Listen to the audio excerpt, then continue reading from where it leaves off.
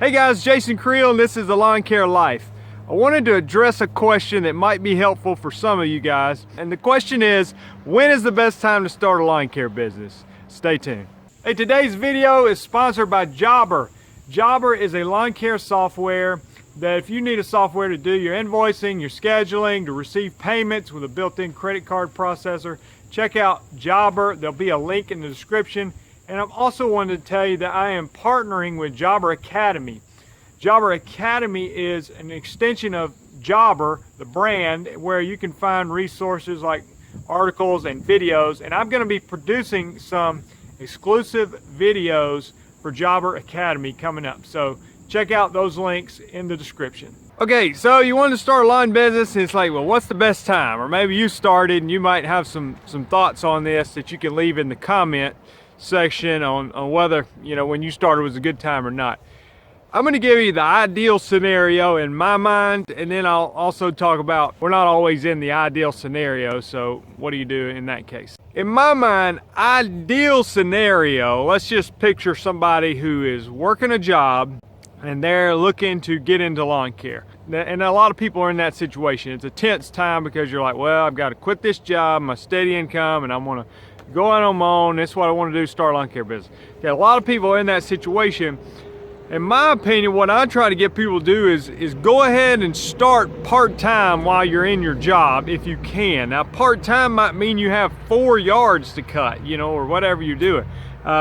It can be as small as you want, but there is a lot of effort involved in, I say a lot, I mean, it takes some preparation to get your business name, to get your bank account set up, get a business license, get insurance, get a logo, get some business cards, marketing materials, buy all your equipment and that sort of thing. I mean, there's a lot of startups to get going before you even have a customer, okay? I mean, I understand if you have a lawnmower and you have all that and you want to cut your neighbor's yard, that's fine. But I'm saying to really get this thing ready to where you could take on 20 or 30 or 40 customers if they called, you know, it takes some preparation.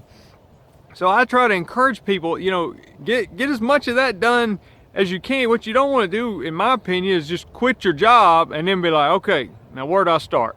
You know, and so then you got a month or two just trying to get some stuff in order and looking around for a lawnmower and what you're gonna, you know, how you're gonna name your business and all these things that you could have done earlier. So ideal situation, you have a job, if you can start in the summer and kind of get yourself going, pick up a few customers, have a few months during that year to make a little bit of money, to perfect your craft a little bit better. I say perfect, to at least get a little bit better at the actual skill of cutting grass, making it look good. And then, you know, you can have your job through the winter if that's a slow time. In that following spring, let's just say February or March, maybe before spring, if you want to make the jump with the idea that when March and April gets here, I'm going to go full out assault on trying to get as many customers as I can.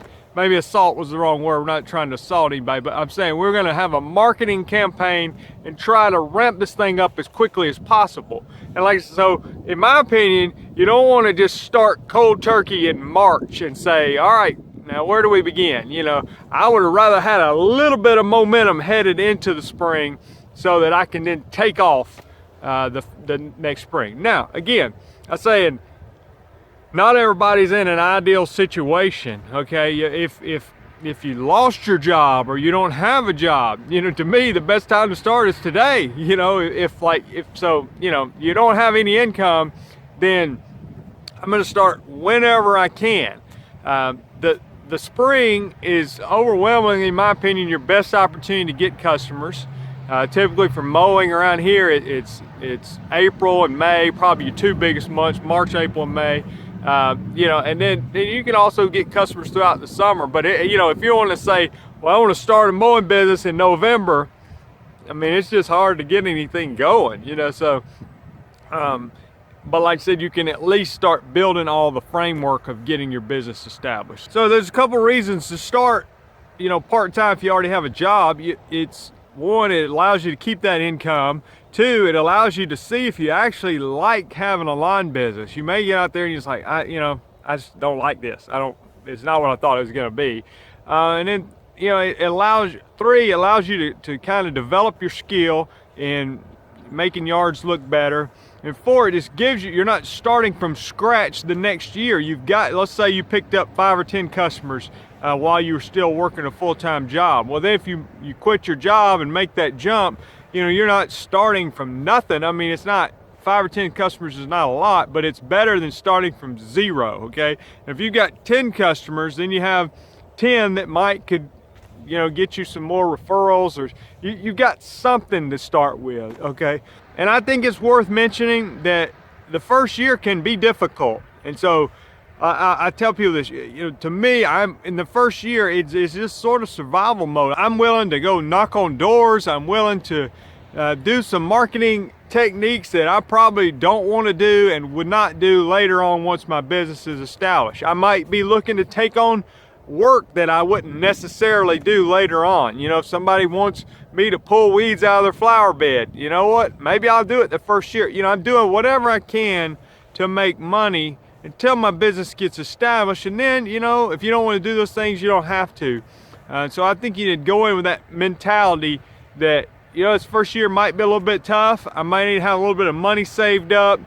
I want to be as aggressive as I can in my marketing so that I can give myself every possible chance to succeed this very first year. Hope this helps. If you haven't done so, subscribe to the channel. Here's some other suggested videos. I've tried to organize the videos into playlists on my channel. So you can click my channel name or check out these videos popping up here. But that will give you some organized format to kind of search through the hundreds of videos on my channel. Talk to you later. Thanks.